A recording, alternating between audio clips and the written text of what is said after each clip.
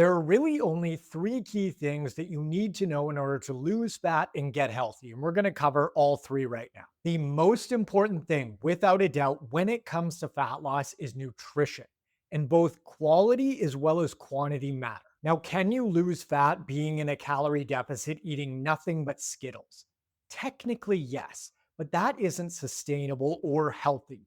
And so I'd recommend doing the following instead. Let's cover quality first. For your protein sources, favor meat, fish, seafood, eggs, and dairy if you digest it well. For carbs, favor whole food sources like fruit, veggies, potatoes, yams, squash, rice, essentially any carb source that has one ingredient in it with a super important caveat that it sits well in your stomach. If a food is considered healthy, but it doesn't digest well for you, skip it. For fat, you're going to get a fair bit of it from your protein sources, especially the fattier types like beef, salmon, and eggs. However, you can also add things like avocado, butter, other various forms of dairy, and potentially small amounts of nuts and seeds. Okay, that's quality covered. What about quantity? Take your current body weight and multiply it by 15. So if you weigh 200 pounds, 200 times 15 equals 3,000. That is going to be your rough maintenance calorie intake, give or take. Meaning, when you eat 3,000 calories per day, you do not gain fat, but you also do not lose fat.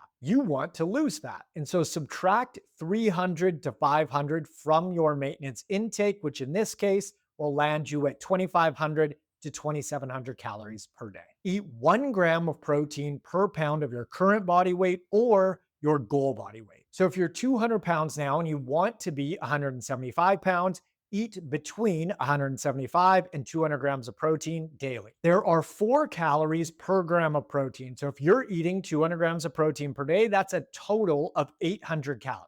Carbs also have 4 calories per gram, and fat contains 9 calories per gram. So feel free to fill in the remainder of your caloric intake from both carbohydrates and fat based on your personal preferences and whatever has you feel best. I have a free fat loss template outlining all of this information. And so if you follow and DM me on Instagram saying nutrition fat loss template, I'll send it right over to you. For exercise, first and foremost, hit 10,000 steps per day or 70,000 over the course of the week as a whole. Once you are hitting that target consistently for a month or more, feel free to add in resistance training or whatever type of activity that you'd like to do on top of that. Sleep 7 to 9 hours per night and follow the 4-3-2-1 rule. Stop drinking alcohol a minimum of 4 hours before bed. Preferably don't drink at all, but if you choose to, cut it off at 4 hours. 3 hours before bed, stop eating. 2 hours before bed, do not drink any liquids, water included. And 1 hour before bed, shut off all of your tech.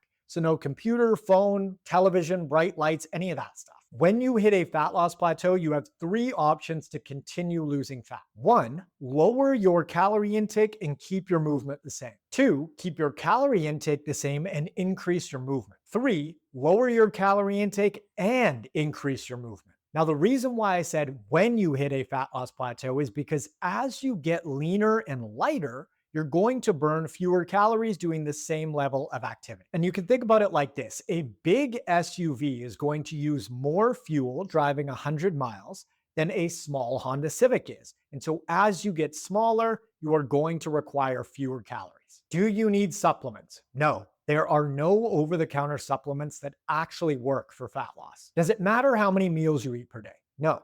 You could eat 1, you could eat 10. What matters is how many calories you take in over the course of days, weeks, and months. Do you need to cold plunge or sauna? No. If you enjoy cold plunging or doing the sauna, by all means, go for it. But it is not going to result in any sort of fat loss that you could even notice or measure. Do you have to do cardio? Hit your 10,000 steps per day. And once you are doing that consistently, feel free to add in quote unquote cardio on top of that afterwards if you'd like. Do you have to lift weights? No, you don't. It's probably a good idea to get a lifting session in maybe once or twice a week for general strength and functionality, but you do not have to. Do you need probiotics or prebiotics? No, you don't. What about balancing hormones? Proper nutrition, movement, and sleep will regulate your hormonal status for fat loss. What about genetics? Fortunately, fat loss is not genetically determined. It is lifestyle dependent, meaning every single human that has ever lived and will ever live can lose fat when they modify their nutrition, movement, and sleep accordingly. How about stress? Does it stop fat loss? Roughly 50% of people lose weight in response to stress, and about 50% of people gain weight in response to stress. So, what does that tell us?